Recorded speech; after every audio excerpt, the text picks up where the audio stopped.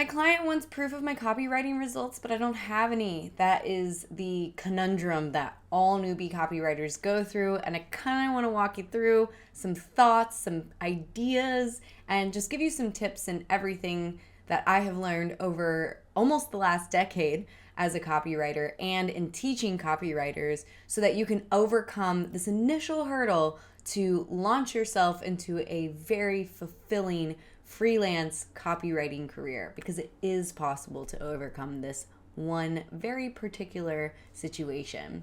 So, I'm Sarah Turner. I'm a freelance copywriter and copywriting mentor, and I've now helped thousands of people through this process. So I've got a lot of wonderful insights for you. Are you ready? So, it's always the problem. In fact, it's kind of the problem across the board when you think about it. In other jobs, people look at entry-level positions and somehow they also require 5 years of experience, and we all are confused as to how that happened, but it's kind of a well-known phenomenon. And the same thing goes when you're starting to be a freelance copywriter and you're looking out in the world of beautiful clients that you love to work with, and you're starting that initial conversation, and maybe you've been asked for results, or maybe you just have this big fear regardless, and you're wondering, how do I overcome the situation of becoming a new freelance copywriter, not having any results, and proving your work's worth, right? How do you overcome this? Okay, so let's dig in a little bit. First things first, you can't really guarantee results as a copywriter. In fact, I'm always highly suspicious of any copywriter or marketer who can guarantee X result, like something very specific. Can they have a ton of confidence and expertise backing what they think they can do? 100%. But I will say, I have had moments where I've written a piece of copy and I've been like, this is going to slay. And as soon as we had it up and running, it just totally bombed. And I was like, wait a second, what's going on here? So you can't really guarantee anything anyway as a copywriter. Again, you can have a lot of experience and also just knowing the value of copy and explaining that to your client.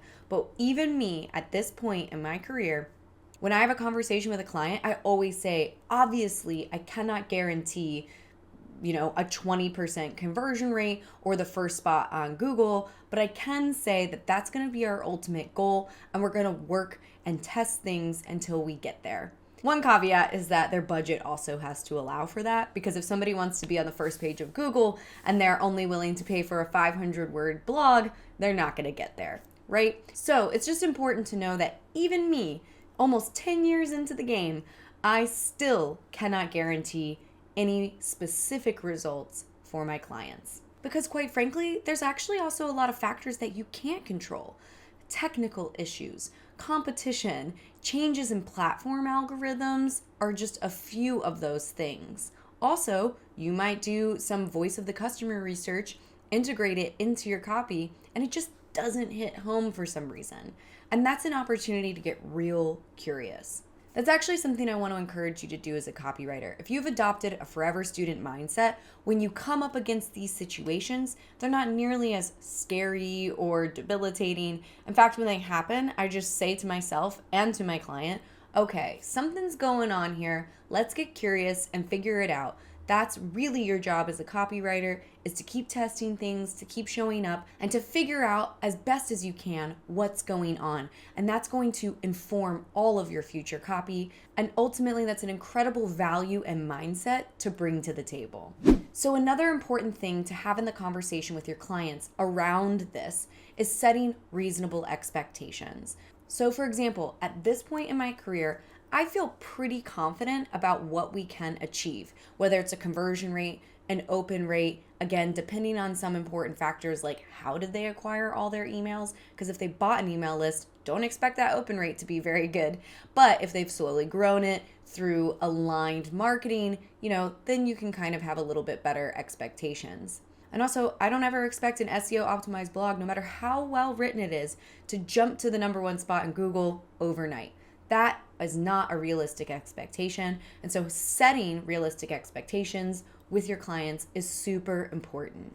Another thing that's really important to keep in mind when you're having this conversation with your client, when you don't have experience, but also when you do have experience, is to remember to always keep at the top of your mind, what does your client actually want?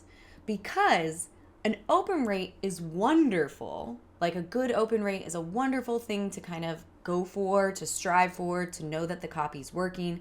But ultimately, it's not so much how many people open that email that your client normally wants, so much as how many people actually took action and did it result in a full calendar? Did it result in an increase in sales? That is far more important because maybe, for example, you wrote an email, it didn't have the best open rate, but it had a really high click-through rate. So all these things need to come into your thinking. You need to keep in mind that it's not just how many people opened your email. Okay, we did a good job. No, it's the end goal that's in mind. And so when you're a newbie and you don't have any of these numbers to start, just keep in mind that you don't actually have to focus on those.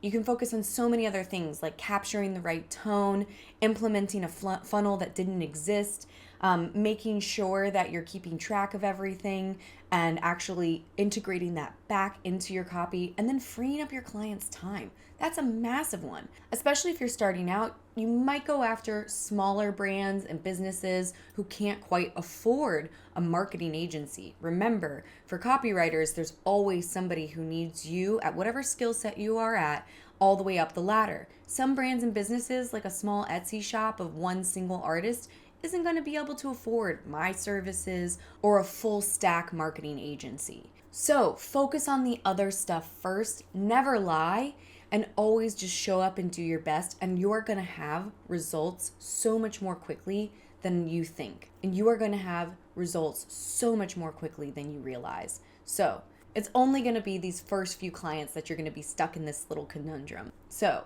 hang in there. The other recommendation I have for you is to look at the whole funnel if that's what you're working on.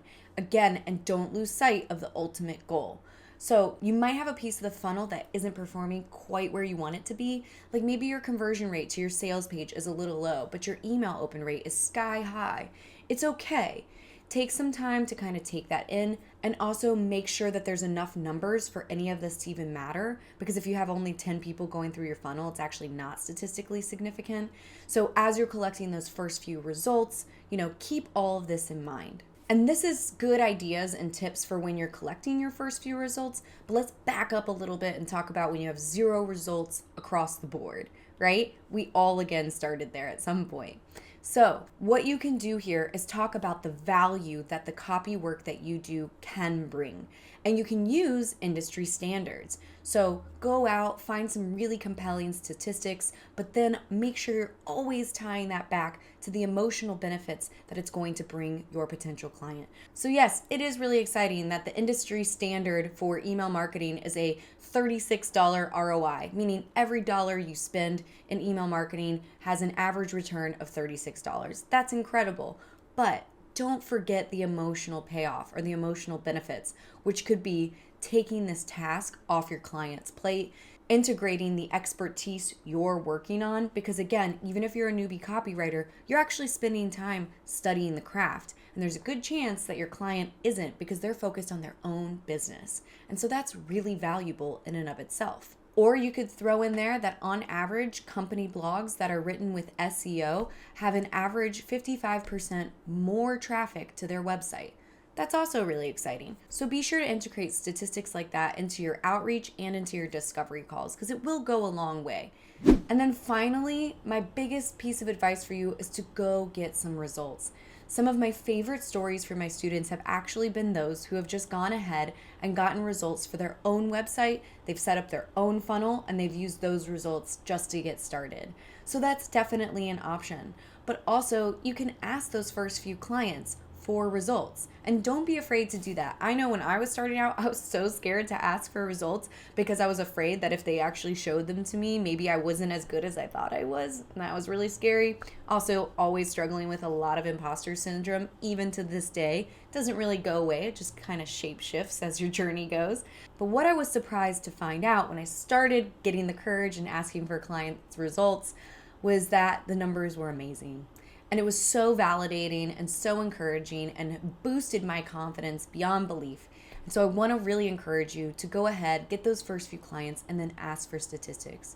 You also can get some statistics on your own. For example, you could put their website into Ubersuggest, an SEO tool, a traffic tool, and take a screenshot or a Loom video of their results before you start working for them, and then go ahead and revisit that a few months down the road when you have some of those SEO optimized web pages or blogs up, and you can integrate that into your portfolio. And if you're doing email copy, you might even want to ask if you can have access on the back end so you can look at their flows and their automations, make sure their open rates are good or their click-through rates are good, or you can just ask them for those numbers. But if you can actually access them and see them, you can always integrate that back into your copy and make it better all the time. And then again, I just want to emphasize that you can always track your own results. So maybe you're sending out cold emails, you can track your own open rates, you can track things like that. You can use that to kind of inform the discussion you're having on your client calls. Listen, where you are right now is super common. Literally every copywriter had to go through this process. In fact, it's so interesting to me that copywriters who get successful come out on either in one of two camps. One, they come out of it and they think, if I did it, it's really hard. Nobody else is going to be able to do it. You need to make sure, and then they turn around and spread fear and talk about how difficult and hard it is. I mean, entrepreneurs do this too. They love to talk about how unique they are and how risk-taking they are and kind of pat themselves on the back.